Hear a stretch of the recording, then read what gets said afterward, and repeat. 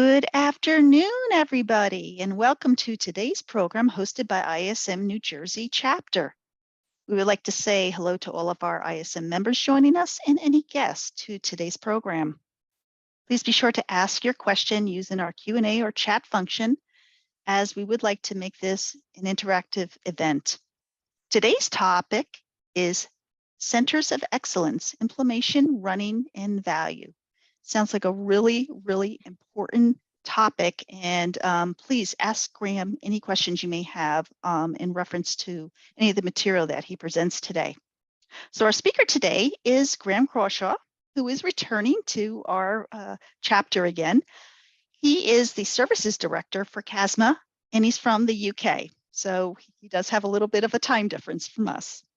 Graham has the overall responsibility for the quality of CASME's Global Roundtable and Virtual Events program.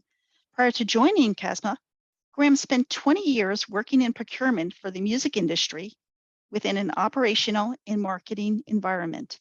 At EMI, Graham regularly supported major artists, including, I love this part, the Beatles, Queen, Pink Floyd, in developing and sourcing their unique packaging requirements, and subsequently worked at the company's first music streaming contract.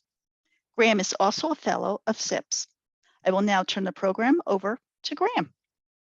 Excellent. Thank you, Kathy. One of these times I'll have to come back and just do procurement in the music industry.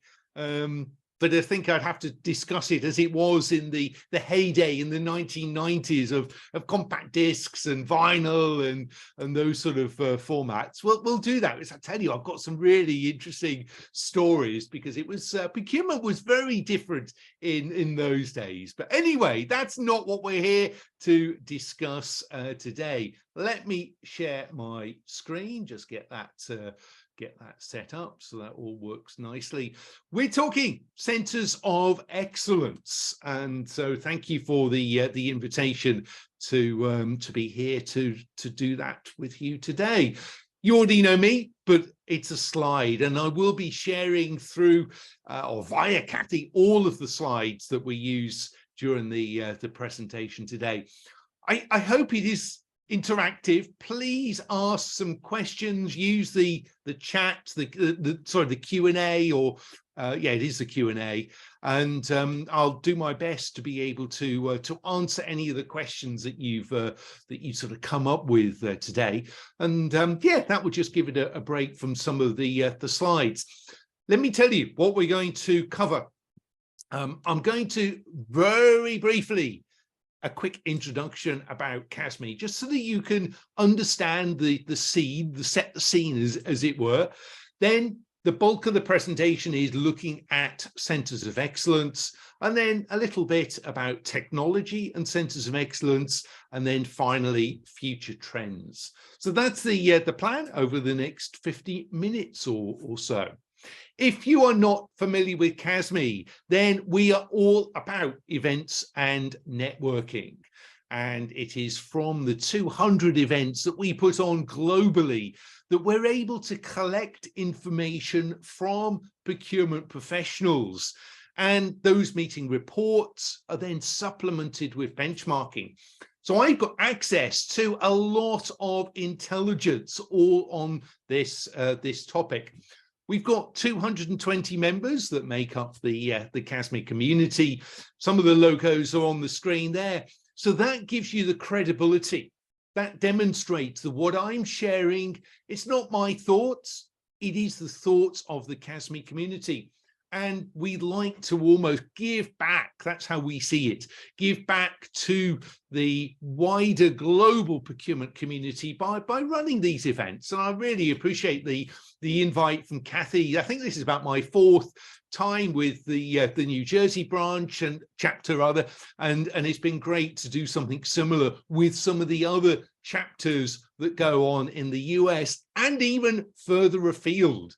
If anyone's really keen, I'm presenting on inflation at ISM's Hong Kong branch this weekend. So there's always something going on. So delighted and really appreciate the connection that we have with between CASME and ISM.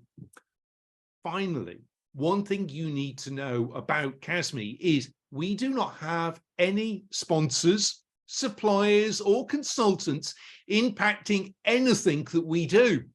So that means all the information I'm going to share with you, the source is procurement professionals. No one's selling you anything. No one's trying to influence or put a spin on the information. All of this data has come from category managers and other procurement professionals. So that's the scene setting, which I think is so important to actually give credibility to the information that I'm sharing with you today. So to be clear, the sources of information have come from CASME members and different insights from the panel discussions and the roundtables that we've held, and that includes polls. So a lot of people have contributed to this information. So I hope that all makes sense. Let me start sharing with you some of the findings here. And I want to start by talking about the primary focus of a Centre of Excellence. Now, from my own experience and conversations I've had with so many procurement professionals, I know that Centres of Excellence is a term used by many organisations, and it can mean different things to different organisations. I would argue that is the beauty of procurement. It's not one size fits all. It is all about the interpretation of what works for your organisation. And I think that's important because otherwise we'd all be automated, which wouldn't be very good. Instead, it's all about the relationships and the ways of working. So what you define the main role of your Centre of Excellence is very important and quite unique to your organisation. However, there are some themes, and it's these themes that you can see on the chart here.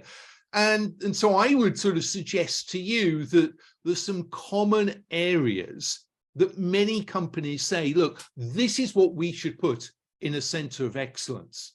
And typically that Centre of Excellence is split between sort of tactical work and strategic work, but essentially seen as that organisation set up to support procurement.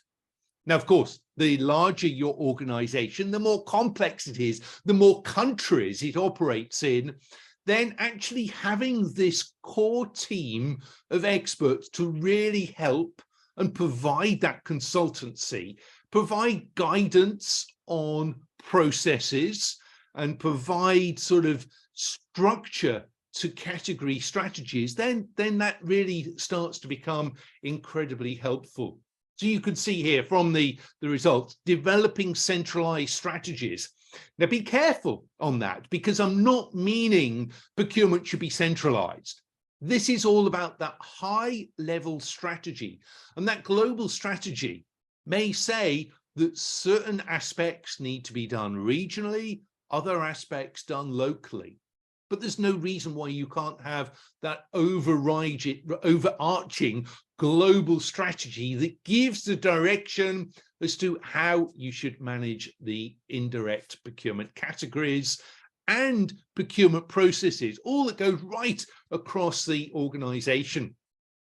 I think given the focus that we're seeing globally on ESG, so environmental, social governance, we often miss out the G for governance. We tend to focus on sustainability and environmental matters. That's more interesting. The governance, though, is more important from a point of view. You've just got to have it in place.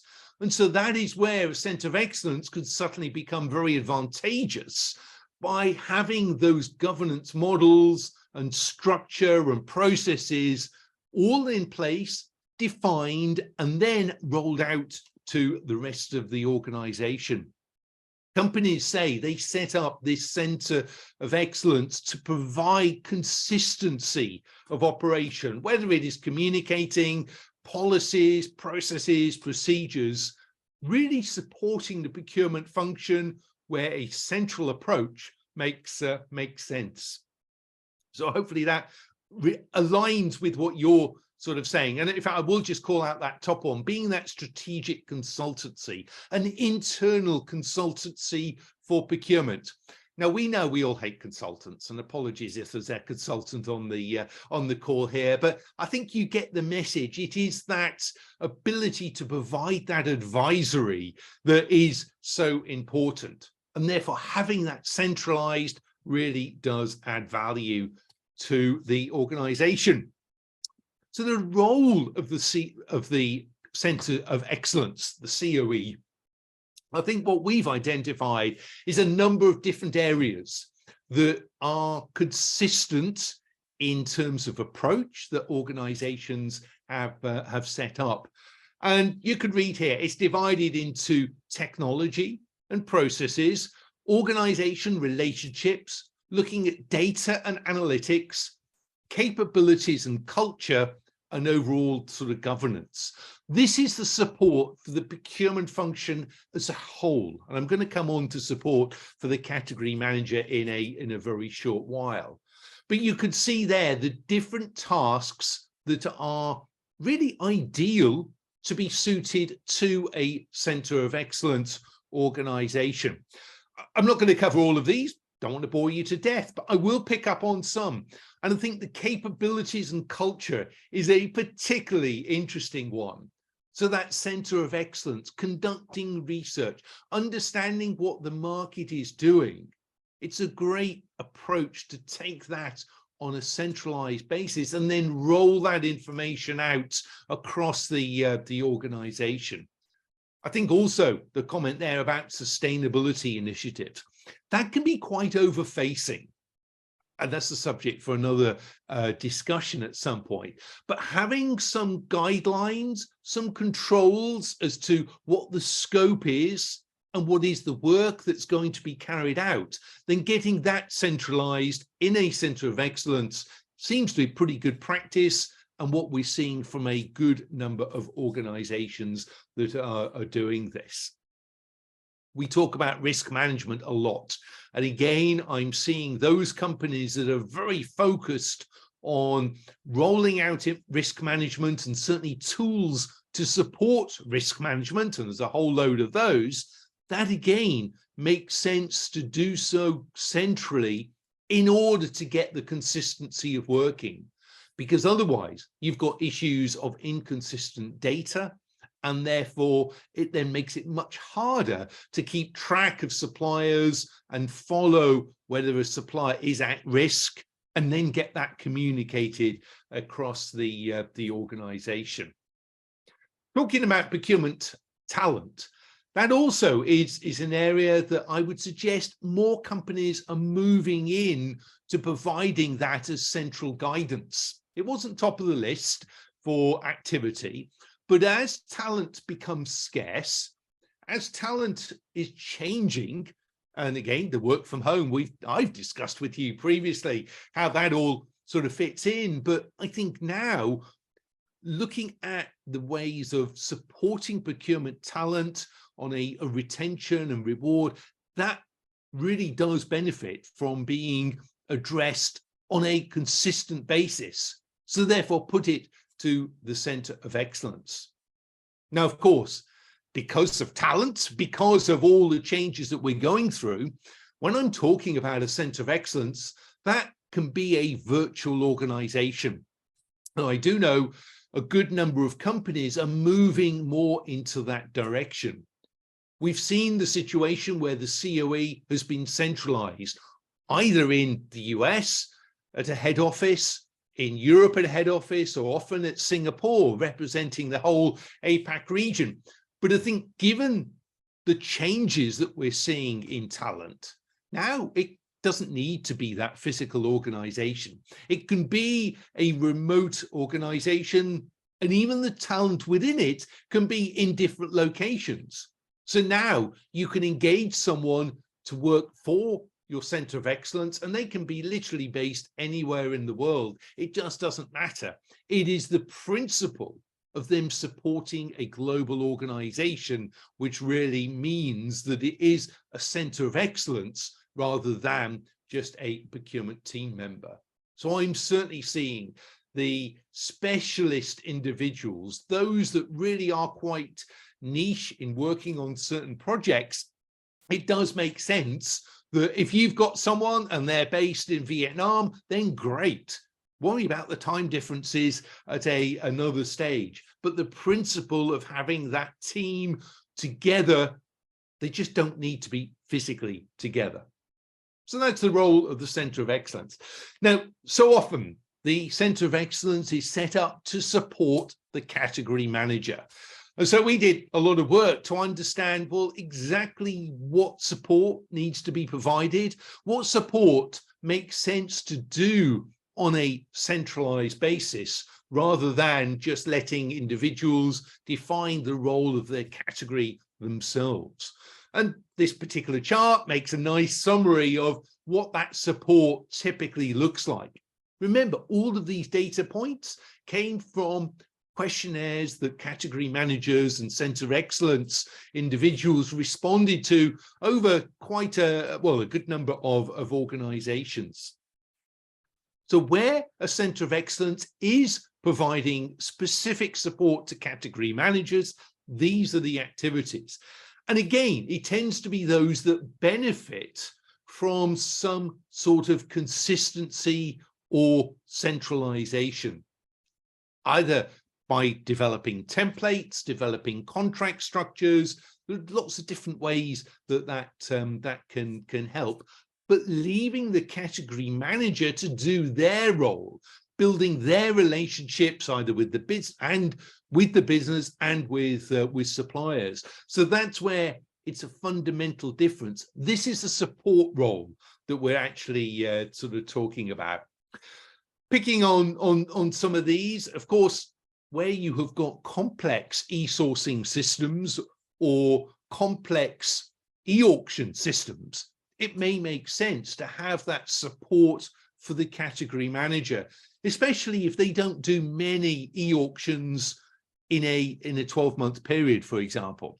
If they're going to forget how the system works or not have the knowledge to set up appropriate baskets of goods ready for the auction, then it actually makes sense to provide that support from the Centre of Excellence. And that's what we've seen as being sort of set up. So very much a focus on category management and bringing together all those opportunities that really do make sense. So whether it is developing contracts, having systems for supplier performance, whether it's about improving stakeholders, relationship management, sustainability, delivering innovation, getting consistent messages around how you bring innovation to the business. That doesn't matter what the category is. It's a support function that can be provided by the Centre of Excellence. And of course, all of this is to free up time for the category managers so they could focus on the work of developing and building relationships with suppliers and also with stakeholders. So again, trying to make this as interactive as possible. If anyone thinks of any gaps or anything that's missing, then please put that in the chat. I'm not saying this is perfect. This is just a representation of what members of CASME have said, that this is their approach to how category managers are supported by the Centre of Excellence. Okay, let's drill down into some of the detail now and look at some of the specific activities that are provided or performed by the Centre of Excellence. And again, my observation is that we've got a bit of a theme here. It's where it makes sense to have that knowledge and ability to define processes and procedures that maybe isn't the strength of the category manager. And I think bringing that together, getting consistency across categories, then really does help. And again, that seems to be the trend that we're seeing, the direction that more companies are going to. So when we asked the question, 80% of our members were saying, look, it is all about designing these processes. So getting consistency, getting them optimized can be very helpful. And that really does support the entire procurement team. So regardless of where they are, whether you've got different languages, different cultures, you've got a consistent way of working. Let's just picking up on some of the others. Reporting. Again, not really the most exciting task that category managers have to do, but to get consistency in reporting of outcomes of contract negotiations, of cost avoidance, cost savings, all of that is definitely something that's best defined in a central way, so there is that consistency. Quite a theme here. It's all about what tasks would benefit from having a consistent approach. I've mentioned about the support for sourcing of systems. Again, very common, 72% saying, yeah, that's the sort of activity that we really do want as performed by the Centre of Excellence. Training is an interesting one. Now, that's also one that is growing. And with the adoption of e-learning and more online learning and development that's applicable to procurement, then actually it does make sense to have a centralized approach to providing that training. I think given that there's less demand for classroom or individuals going out to train, then there's no need for it to be localized. It can be sort of structured in a way that a central approach works. Now, of course, not going down that route. Of course, you need a combination of different types of training for procurement. And we all know that you can't do negotiation training purely just online. You've got to have that in-person experience. So there's a mix and a match that needs to be agreed upon and put in place. But I know from conversations I've had, actually defining what training procurement should be provided with, then yeah, that definitely makes sense to have consistency so that all individuals at the different levels within procurement are receiving or have got the option to receive the suitable training. So yeah, I'm pleased. Well, 50% or just under 48% are saying that procurement training. Okay, let's move on. Come on, cursor.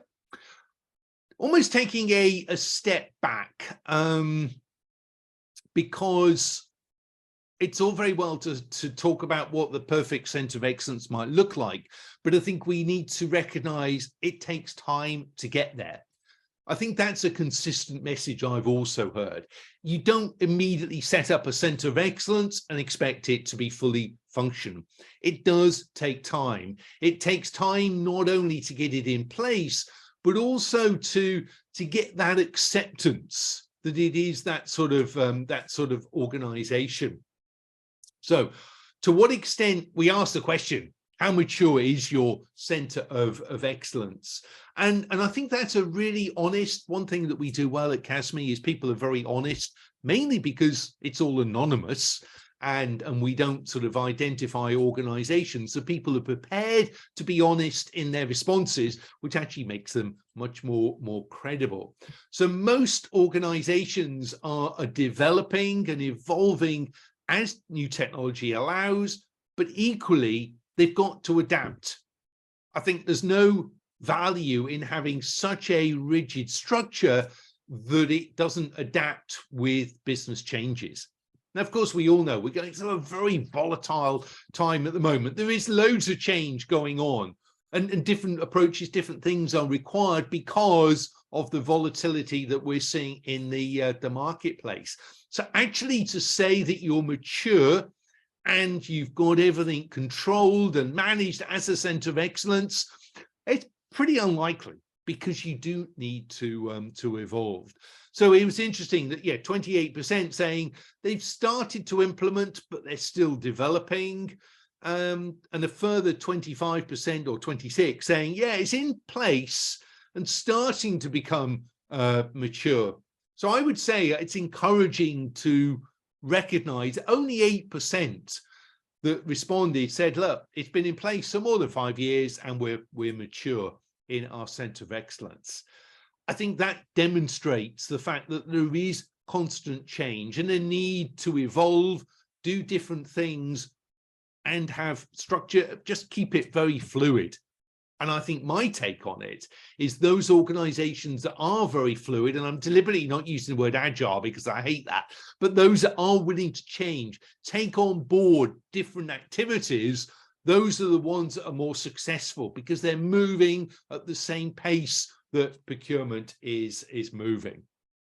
So that's the plan there. So developing a center of excellence, it does take time to set up and work. Hey, Graham, we have a comment and a question for you. Okay, let's do that. Like... That gives me a break. I can have a quick sip of my coffee before it gets cold too. Okay. First, the comment. It seems that there's a risk that everything that is not very attractive to do by category managers is pushed to the COE. Is it the COE? The role is not very well defined. Is that a fair statement? Ooh, I think that's a bit harsh. I know where you're coming. Thank you, Walter, for that statement. I know where you're coming from, but I don't think it's designed to be like that. I think each has got their own role, and I'm actually coming on to what the skill set of a center of excellence person should be, what it should look like. But I think because it is specialist, it's a question of adapting. I've already said the talent that supports Center of Excellence can be anywhere in the world. So actually you will get people that really want to just support and run e-auctions. You'll get those individuals that love defining and implementing processes. So to say that it's not as what's I can't think of the word now. To say it's not as good, or to say it's not as a good a role, or a more junior role, that's definitely not the case at all. I think I would say, because it is specialist, it's easier to get those individuals that are very passionate. So if you got someone passionate about running e-auctions, they would much rather run e-auctions supporting all categories. So they become knowledgeable not only of the system, but across all categories, rather than just letting that work be done by the category manager. And I think that appeals, and very much is the case. Some people just love doing that work. Same with all the other tasks. So I think it really does depend what you like doing and what your favorite work is. So certainly don't see it as a it's a different type of work, not better or worse than the category manager, if that makes sense. Certainly it's not the PA support for a category manager. I think that would be very very unfair. Okay. And you say we got another question, Kathy? Yeah. And he's got a follow-up question. With such a broad range of activities that may be performed by the COE, how would you go about what ideal professional profile to be a part of the COE? Are you going to be talking about that? I'll cover that. So yeah, thank you, Kathy and Walter. Thank you for that question. Thank you. And keep the questions coming in. I'll try and answer them if I can. And if I can't, I'll be the first to say that I don't have that information, but we'll give it a go. So let me continue, and then we'll come on to that. I can't remember which slide it is, but it's in. We'll come up with it at some point quite soon. So implementation. I think it is important. If you're going to do a center of excellence, it needs to be working. Some argue that it's a little. I don't know. I'm struggling on words. It's been a long day. It's a bit of presumptuous to use the word excellence. And so is it really excellence? It's a center of procurement activity. Generally, companies still do call it a center of excellence, but I do fear putting your function on a pedestal may be a bit challenging. So if you're going to implement a center of excellence, you need to fully understand what it actually is. And so hence, we've got this definition. You need to work out what is going to be the role, the objectives and responsibility. What is it going to look like? Are you going to have people physically together, or are you going to have them spread all over the country or over the world? What are you actually going to start with? What processes, what procedures, what are you going to provide that support? Are you going to outsource some of it? So with the learning and development, we know many Centre of Excellence organizations then outsource those activities, those training courses to third parties. Again, either on a central or regional basis. So defining what you're actually going to do. Then for successful implementation, we said, look, you've got to have that sequence of for personnel recruitment, for getting those processes and development in place, and promote it. The whole company has got to know the procurement function is supported by a Centre of Excellence. It can't just be quiet or held for procurement. It's important that that value, the justification is understood by the entire business. Resourcing, here we go. Here's the answer to the question. So first of all, how many people are we talking about? Crystal ball time. I've no idea. What it does seem to depend on is the size of your organization, the maturity of the procurement function in its own right, the amount that you're spending, the number of purchase orders, all those metrics and measurements that you've got access to are going to help shape the justification for what work can be done together. And of course, level of risk. I think that is a really fundamental change now compared to 2 years ago. So suddenly you've got organizations so focused on risk management that if you're trying to justify your Centre of Excellence, then talking about that and risk at the same time is definitely going to help your business case. Because if you can demonstrate that you've got a better control of risk because of the way you're doing things, then that's an easier one to sell, recognizing you can't put a dollar amount on minimizing risk management. So in terms of individuals, again, we ask the question, what sort of individuals do you want to help resource the Centre of Excellence?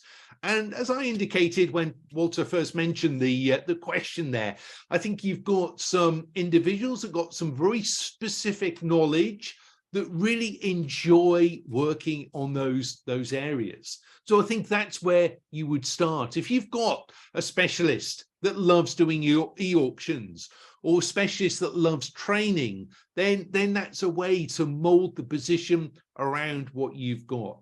So generally what we're seeing is that combination of very specialist individuals and then maybe some more generalists, maybe even a training opportunity to give that broader perspective of the entire procurement function before an individual then goes to become a category manager. So I think there are different approaches that work, but again, it's got to be adjusted and adapted for your organization.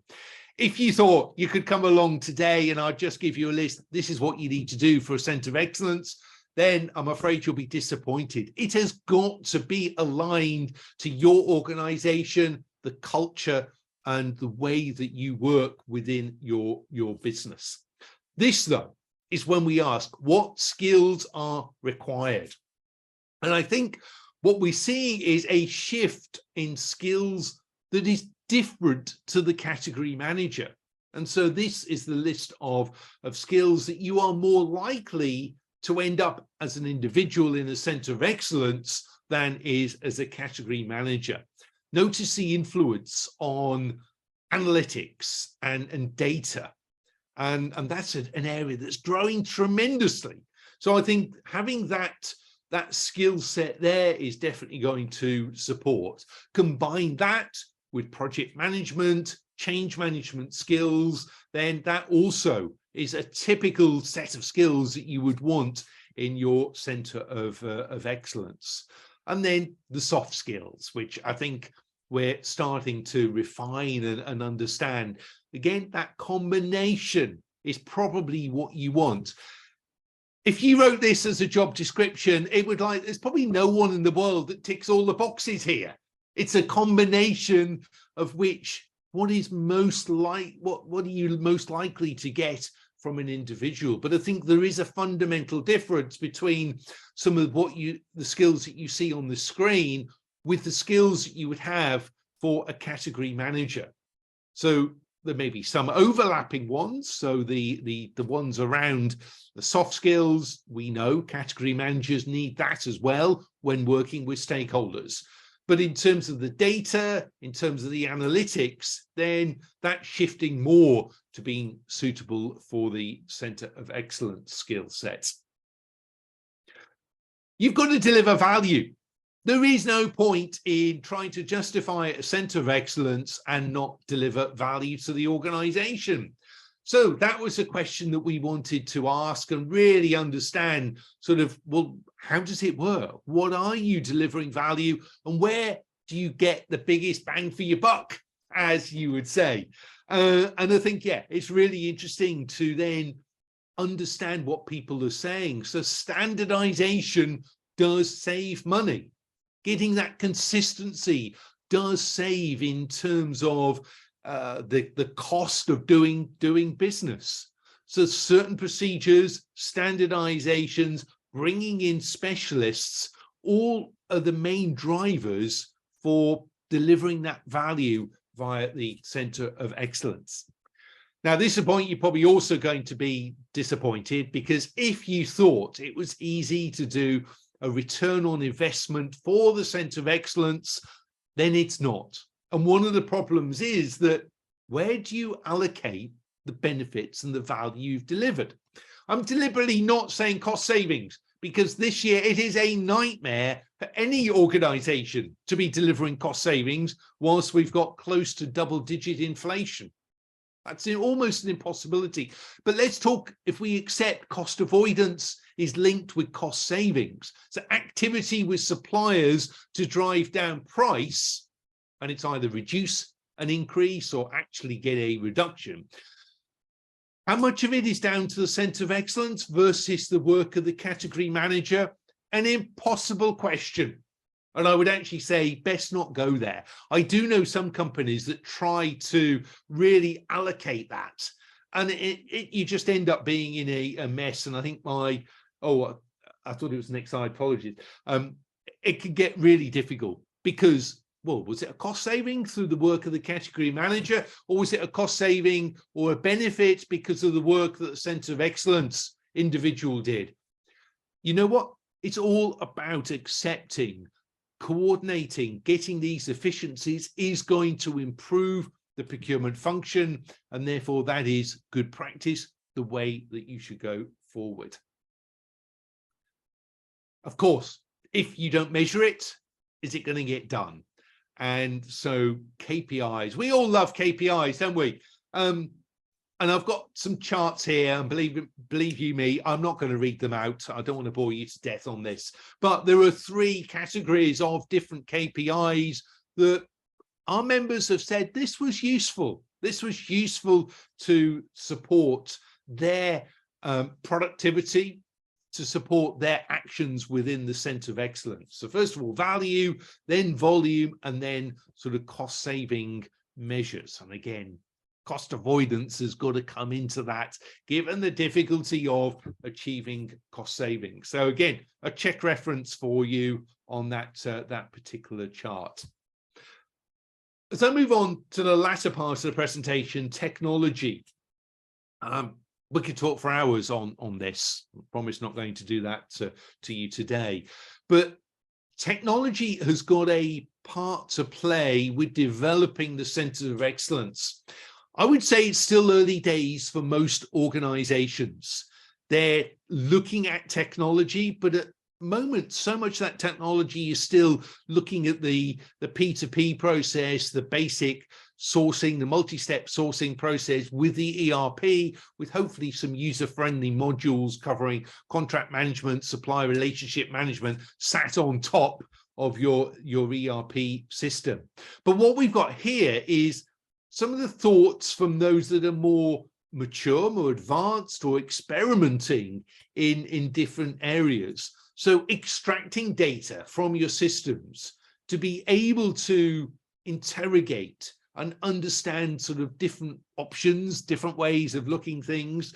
And this is where artificial intelligence and machine learning sort of comes in. I would say, and you notice that second point on the chart there, that has a hope of working if your data is clean. If it's not clean, forget it. I think that's a message. We all get hung up and we talk about all these fancy technologies, but fundamentally, if it is not clean, you've got a nightmare because you've got rubbish in, rubbish out. That's the polite version of it. And so that's what we're seeing. Organizations struggling or working on getting their data clean so that they can start to apply some of these technologies to support it. So lots of different items that are being relevant. Similarly, more advanced, we talk about this NLP, natural language processing and optical character recognition, ways of getting input, documents, contracts and purchase orders all being sort of processed through the system. Your Centre of Excellence may be a sort of experimentation or development section for procurement. That's something that I think is also growing and being used almost as a test bed for procurement to really see what's going to be rolled out. And in order to roll it out, what do you need? What consistency of ways of working must be in place before rolling out some of these new technologies? And so we go on. Robotics, that's also very important and part of this. Chatbots. So I do know a good number of procurement organizations that are starting to invest in chatbots. They're relatively cheap. That's probably a good reason why it's a good place to start.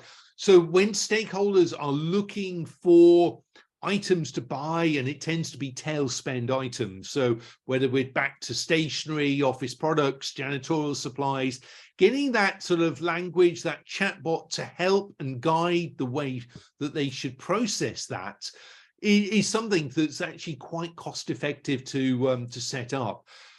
You've got to make sure it works, otherwise there is big frustration. We've come across those chatbots that just send you around in circles. But as a way to process some queries, then that can be a useful way forward. So test it out within the Centre of Excellence first, and that also is something that we're hearing quite significant improvements on.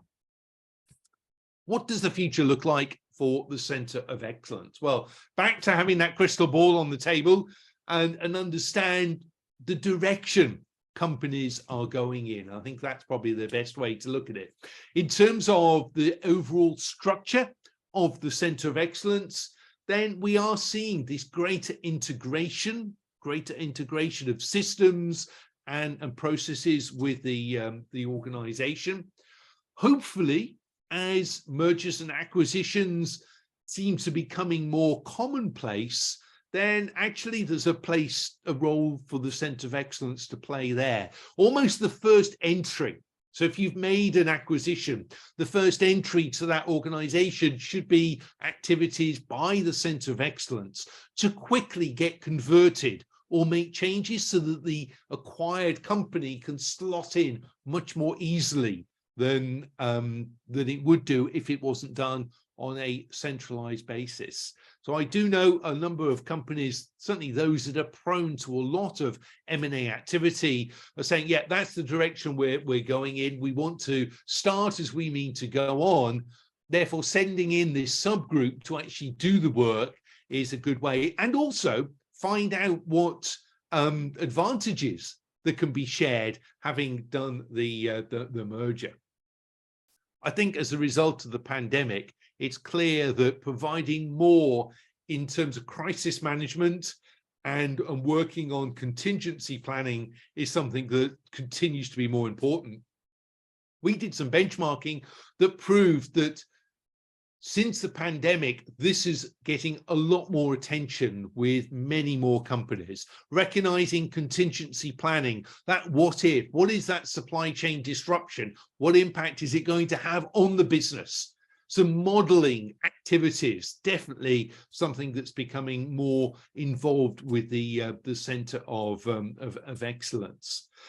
And then you can see some of the other points there, some of them less interesting. When it comes to data and automation, then getting that master data, getting the taxonomy on and nomenclature of all categories and suppliers, that's definitely that cleaning and implementation process. Again, a good project for a Centre of Excellence team. And as we go beyond spend analytics and get much more involved in predictive analytics, again, a role that could be started by a Centre of Excellence team. For those that haven't got P cards, haven't got tail spend systems, haven't got catalogs, then again, try it out with a small subset of the Centre of Excellence and then roll it out across the organization. So you get the feel that as the future evolves, the Centre of Excellence is probably becoming more significant, more important to the organization, and is really picking up some of these projects to investigate, trial, pilot, and then adopt or get the rollout adopted on a consistent way right across the organization. That's a summary. I know that was a bit of a whistle-stop tour of Centre of Excellence. Let's pick up on any of the questions that have come in, and love to get any feedback that you've got on this. We do have one question that did come in. Mm-hmm. Where do the skills of project management and supply chain procurement overlap the most? Interesting question. Let me get my brain in gear. So project management and supply chain and procurement. I think you're seeing more and more project managers that have got that skill sets, those qualifications in managing projects. Where they start to overlap, I'm not actually too certain, is the honest answer. I think within the Centre of Excellence, you need those specialists that have got the project management disciplines and qualifications that can then apply the skills and the experience they've got to implementing some of the projects that procurement need. And I think this is a great example. The Centre of Excellence isn't all populated by teams that are procurement specialists. You've got different skills that are being brought in, but it's there to help procurement.